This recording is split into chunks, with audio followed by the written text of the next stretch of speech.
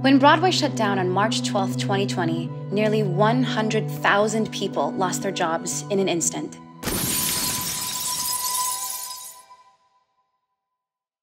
The continuation of the shutdown impacted us even further. From layoffs to salary cuts to furloughs, this closure cut to the quick of our industry, with many of the women in this series being responsible for both determining and executing those impossible decisions of compensation and workforce reductions. In this episode, we are uncovering the emotional and financial impact of what those necessary yet devastating decisions created, while showcasing how we all survived.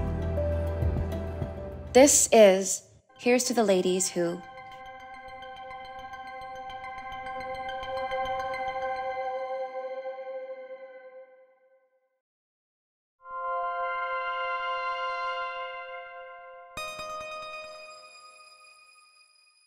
After I got furloughed, I sublet my apartment and went out to LA, which I thought would just be for a couple of months. Eventually I had to let go of my apartment because it, was sort of too tough to keep it by myself.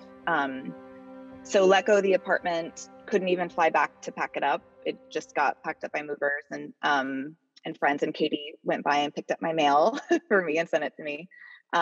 So I came out here, I guess like 15 months ago, thinking it would be for a couple months, and I just have not yet been able to move back. I was an at-PAM apprentice at the time that the closure happened, and so the union continued our health insurance. So I was so lucky, because there was definitely a moment there where I was terrified. Am I about to have a baby and not be covered by insurance? That was so scary. Everyone in my department beneath the managerial level was furloughed, and obviously it was devastating. This was my job that I had worked so hard towards. I had been working at Shubert at that point for 5 years.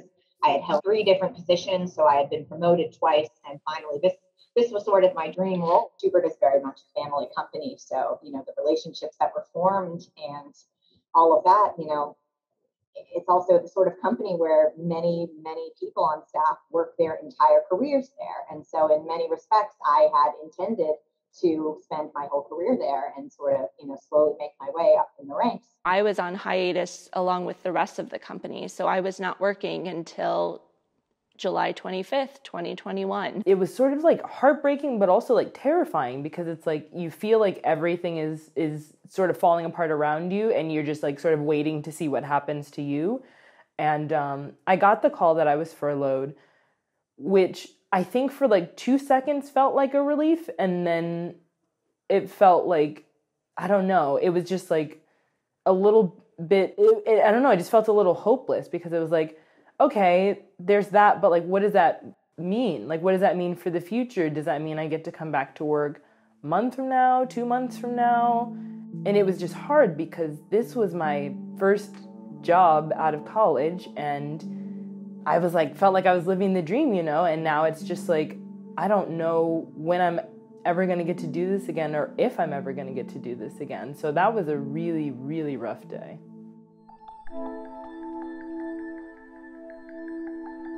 I was the contract holder. So I was the one that had to cancel things. I'm the founder and president of Maestro Music, and our fundraiser had been scheduled for March 30th.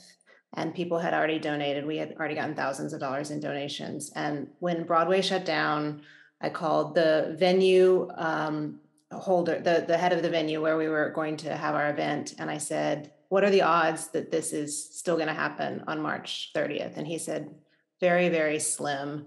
We gave it a day or two, and then it was so clear that that wasn't happening. And I just went online and started hitting refund, just sent everybody's money back to them, and canceled the event. In those early days, trying to figure out, okay, who do we owe money to? How do we keep people? Are we paying everybody? We're a unionized industry. What are the unions going to say? And so it was every step of the way trying to be very careful to think through, okay, what is this? How is this going to impact 1 month from now, 6 months from now, 1 year from now?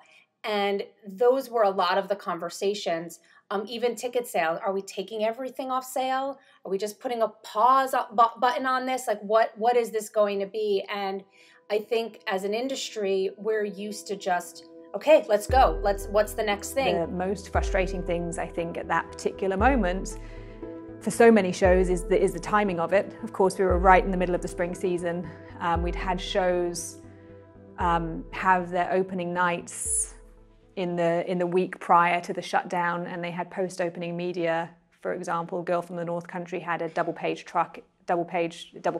We call it a double truck in the New York Times on Sunday, the 15th of March, with their post-opening quotes. So that was, incredibly sad and frustrating for everybody involved to see these incredible reviews that show had received not a week prior. There was a lot of cancelling media, making sure that we could recoup spend for our clients in that first few days. It was brutal, honestly. I mean, there's just no two ways about it. With the industry shutting down the way that it did, people were losing their jobs. There's no way to tiptoe around that or make it feel, it was devastating. It was devastating to tell people that the work was stopping. It was devastating to not be able to provide them with the safety net that I wish we had been able to provide them with. I don't even know how to talk about it. It's one of the most horrific experiences I've had as a producer. So I had to make some really difficult decisions. I had to make decisions about staffing, about contractors, about every way that our company operates, which, again, it was an unknowable math problem of looking at our cash flow. How much money do we need to save for an indefinite period of time? I spent some time during that period researching the grants and loan opportunities, speaking with accountants, with lawyers, trying to determine our eligibility, and ultimately found that we were not eligible for any of those grants or loans. So that became another factor in this unknowable math problem that I was trying to solve. For most of the companies, it was everyone just paused for a second. And then there was probably the most difficult part of all of it, which was to acknowledge that for us, thousands of people were instantaneously out of work. And I and all of the people here had no kind of glass ball to have a sense of when that would come back. And to think of our entire industry without an income was heartbreaking. I think the thing to know globally is that at no point in the process did any party feel like their intentions and their hearts and their actions were not in the right place. But we had no idea what we were doing, right? We didn't know how long.